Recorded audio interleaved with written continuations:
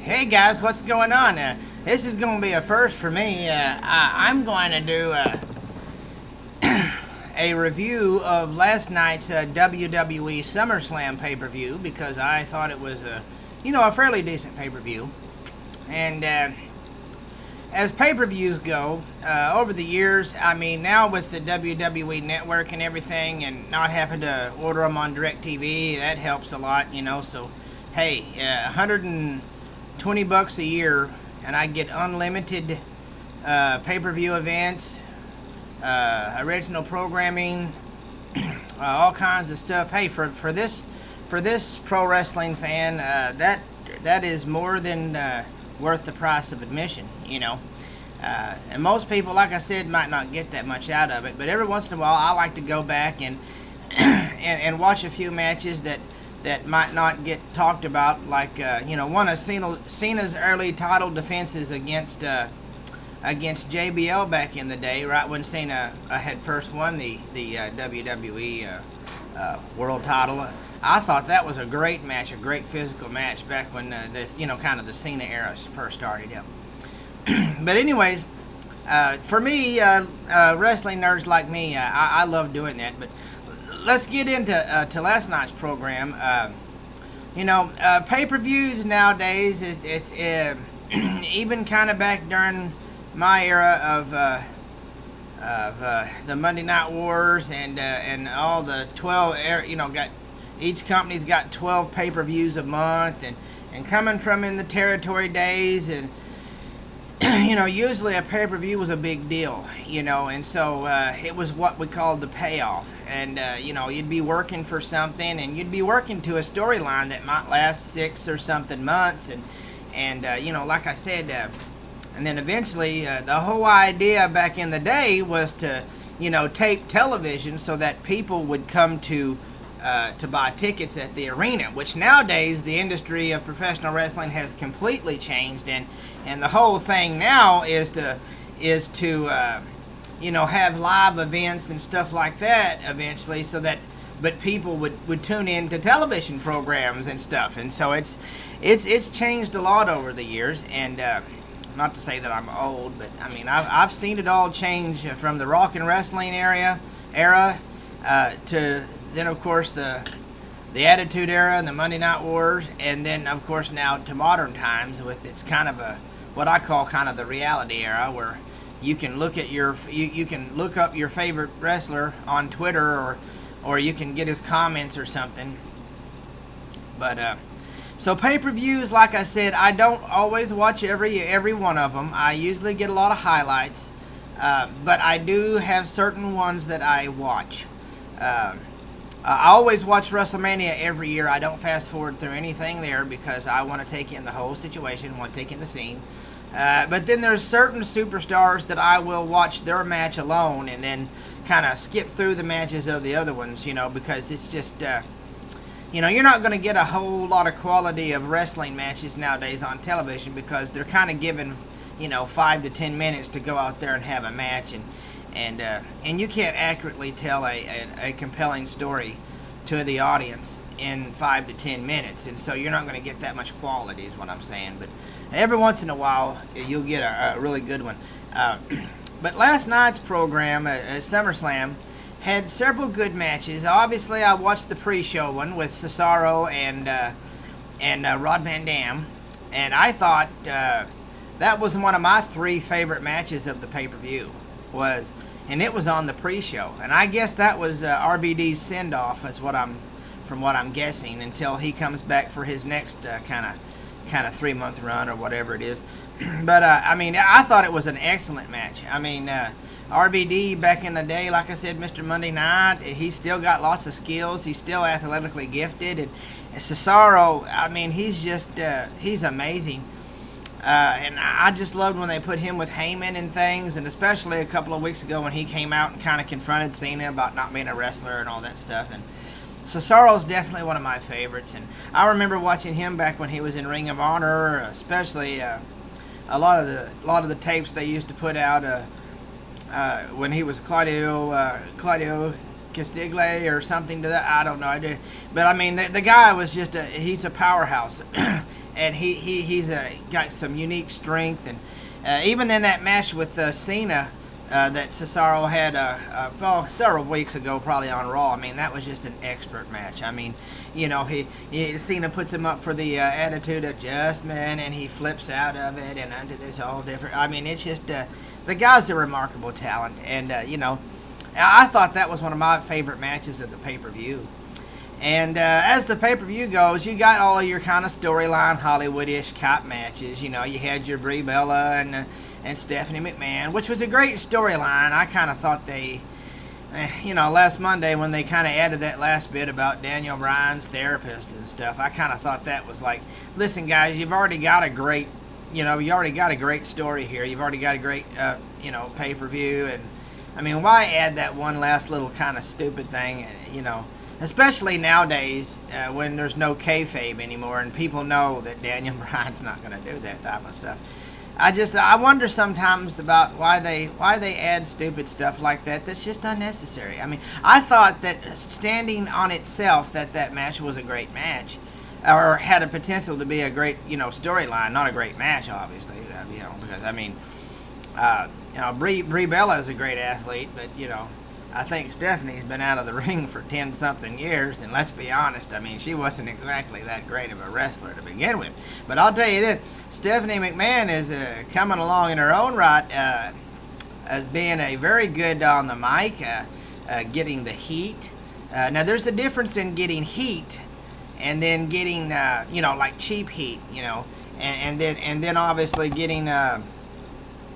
you know, getting legitimate heat, you know, and I think over the course of a year, which this whole authority storyline thing started actually a year ago on last year's SummerSlam, so I think they've got a lot of heat going on, and I think I mean, Stephanie McMahon did really good with the storytelling, and her getting arrested and then having Brie arrested with all that stuff was good. Wasn't one of my favorite matches, obviously, because it wasn't going to be, it was more entertainment type of deal. But anyway, Cesaro RVD was great. Another match that I really didn't like the way that they did the last of the match, but I liked some bits of the matches itself was Rusev and Jack Swagger. I really liked how they did that match, and I kind of think they should have gave that match a little bit more time. Because right there at the last, especially with several of the reversals and the counters, and I think those guys, if given a chance to give a little bit better match, instead of 10 minutes, you know, come on, give them 25 or something like that. Of course, that's never going to happen, and I know, but, you know, back in the day, I mean, we'd give that match 30 minutes, and, I mean, that could be a really good match. I think Rusev with Jack Swagger could be a great match, because Rusev, he's got that Muay Thai background, really good there, and obviously, you know, Swagger, he's a fellow Oklahoman. If you don't see from the helmet in the background here, I am from Oklahoma. But you know, so I mean, he comes down there from Perry, which is, I don't know if any of you know, but in Perry, Oklahoma, they are world renowned, the Perry Maroons, of having great wrestling. And so I knew Jack Swagger was definitely going to be able to at least contribute wrestling wise. Now, obviously, he's not the best on the mic and things like that, and, you know, you can't teach those things, but performance in the ring he's always been very good. And so, I mean, I thought that was a very underrated match, and I thought that should be given a little bit more time. And then, obviously, then one of my great matches was the Roman Reigns, which I love that kid. He's awesome. And Randy Orton, which, like I said, Randy Orton over the years, He's had a little bit of an attitude when he first kind of started out with the whole 2003, 2004 thing, and he's kind of a, you know, and but you can't deny his ability. I mean, he did some great things, especially the whole interplay with the, you know, here comes the spear, and then Orton just out of nowhere grabs the Snapple and snaps him over. Lots of good flow over things. Could have got it. Hit the RKO out of nowhere. I mean, I thought that was greatly done. One of the great things about Orton, I think he started this around 2010, was when somebody comes off the top rope, hitting him out with the RKO out of nowhere. He's great. You know, Orton's a great athlete, and I think a lot of people over the years have given him a lot of flack, but he's I mean, he's really a decent guy nowadays than what he used to be, obviously, unless you're that Mrs. Piggy lady on Twitter. But anyways, you know, he can always put on a very good performance. Obviously, he tends to have a very monotonous, he's very monotone on as far as talking goes. I mean, he tends to me, and I'm not trying to say this as a bad thing, but he tends to kind of, he sounds the same way, kind of like John Cena, which I'm not trying to say I hate John Cena or anything, but you know, once they get on the mic and they start talking, a lot of the times they kind of sound like, you know, every other time that they've got on the mic, you know, they sound the same way. But I mean, you know, hey, once you've got something that works, you know, hey, if it's not broke, don't fix it, you know. But I mean, I would like to see a lot more animus. You know, Orton seems like he really likes to be a heel, and he does a heel character very well. He doesn't seem very comfortable with the whole playing a face thing, and he seems more at home doing heelish type stuff. And so, you know, but other than that, I mean, it was a great performance by Roman Reigns as well. You know, the Superman punch outside of the ring. He did the, you know, the sliding baseball slide type thing. I don't know what it's called. I mean, I really like that. Great performance. A little reversal there. You know, and then finally twisting out of that one thing, boom, and then hits the shemang. You know, hits the spear out of nowhere. It's awesome. I mean, I thought that was a great match. Of all the 3 former Shield members, I think they've done a pretty good build-up for Roman Reigns. Obviously, being a cousin to The Rock and everything, and the I Know I family. I immediately he's got credentials right there of being tough. But you know, I really thought that this was a very good step. You know, because since the breakup of the Shield, I mean, yeah, he had, you know, he was in the Money in the Bank match, and that was okay. And then the next pay-per-view, he was in this, you know, the 4-way match. And, I mean, he had some few spots in there that was kind of okay. He really hasn't had a really big boom moment. And he's had several times on Raw where he's, you know, had some speaking chances. And, you know, I mean, okay, he's still, he's got a little bit of charisma, kind of thing. It runs in the family. You know, he's going to have to work on that a little bit. But I'm liking where it's going. They just got to, you know, take their time a little bit and not, you know, not jump the shark on this. Because if you miss with this guy, then once again, you're going to be looking for another star. This guy could be it. He's got a good move set. Maybe needs to add a few things in there. I really like, you know, digging the tattoo. Love the tattoos. But, you know, I really think that this was probably his Orton and Roman Reigns. This was probably Reigns' a very, very good prominent moment to shine and get a very good quality win. I think they did that well, and I really loved the match. I loved the match. Now, obviously, and then it comes to the big one. Brock Lesnar and John Cena. And I know we've got a lot of people that hate John Cena out there. Some people love him a little too much. Some people hate him a little too much. But it is what it is, man.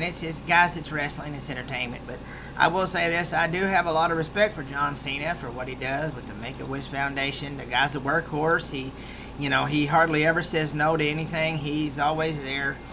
And, you know, you don't hardly get that with anybody else. And so, I mean, I got a lot of respect for him. Cena is a victim of sometimes you live long enough to see yourself finally become an enemy or a villain. And, you know, people just kind of tired of seeing him. And that's the thing about it is there's nothing you can do for it. But I mean, I got a lot of respect for him. And you know, and he was put in a situation where, once again, Daniel Bryan was injured. And, you know, they kind of had to... They were going to put the strap on him, and people hated that, and I don't understand. But anyways, you know, Brock Lesnar, obviously a beast. He's a legitimate beast. And the match, obviously, I could tell was very scripted to make Brock Lesnar look like a complete and terrible beast, as if he needed any help. And obviously, he ended the Undertaker streak at WrestleMania, which was a good, credible build. Brock Lesnar is now 6-2 since coming back to the WWE from the UFC, and 1-1 against Cena now. But I mean, you could obviously tell this was building to make Brock Lesnar look like a complete and dominant animal, and I think they accomplished it. I mean, it was I heard somebody said there was like 16 German suplexes delivered to Cena last night, and the crowd, God love them. I thought for a minute that I was in Philadelphia, back at the ECW arena, because the crowd in LA was hating Cena. It was they were loving every goddamn minute of it, and then after it was over with, the crowd sang nah goodbye to Cena as he was being helped back to the back, and so God bless him. It's one of them things where he's just put in a situation like that where people just they're gonna do what they're gonna do. But anyways, like I said, it was a great match. Brock Lesnar was once again. I think they did what he needed to do. They made him look like the beast and the monster that he is, and I thought that was a match. Especially now, the facial expressions, very important. The psychology about professional wrestling. Several times Lesnar rose up from some of the things John Cena was doing and just sat there and laughed, right there for the camera. It was just amazing. I thought they did it very well, especially psychologically. Told a good story. Gave it enough time, thank God. It's going to be very interesting. See who they put up there. I'm hoping it's Roman Reigns, but I hope they don't do it too soon. I hope they wait a little bit. Dean Ambrose is obviously one of my favorites. He reminds me of Flying Brian Pillman, a little bit of Roddy Piper. God, I love Dean Ambrose. The Seth Rollins match was kind of okay. I expected a little bit of the a little shenanigans there, because they want to kind of keep this one going along, obviously with them. And they did, but it was an okay match. It was really good, and I love the bounce off the ropes type thing and the clothesline from Heck. That Dean Ambrose, he's just one of my favorites. Other than that, I would give this probably about a B, minus as far as the pay-per-view goes. But I would definitely recommend either the $9.99 a month it costs to get on there and watch it. It's definitely worth a watch. You need to see that Lesnar Cena match. But anyways, I'll let you go at that. Hopefully you'll enjoy it as much as I did.